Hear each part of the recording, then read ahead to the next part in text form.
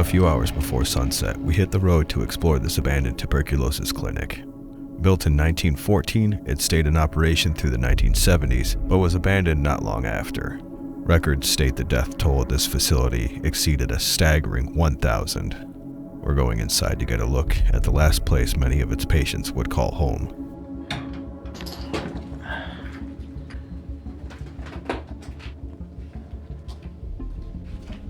This hospital has a standard layout of most hospitals built around the same time. Right now we're in the center of the building, which mainly handled administration.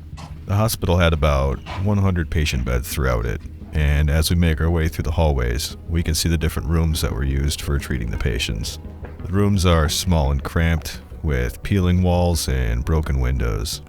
The patients were free to roam the halls, but I imagine it must have felt like a prison to them. Before real advances in tuberculosis treatment, people in this facility were basically just waiting to die. It's hard to imagine what it must have been like to spend your final days here.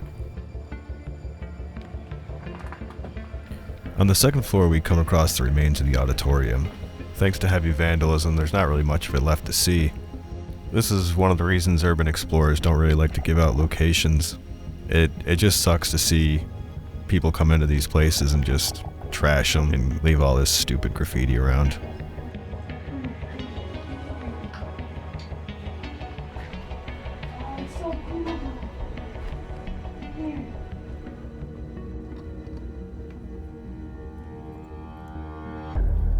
The basement was used as additional recreation areas, but none of the old games or furniture remain. One of these empty rooms was rumored to be the morgue, but with no equipment left behind, we can't really confirm it. At least nothing stood out to us that looked like a morgue.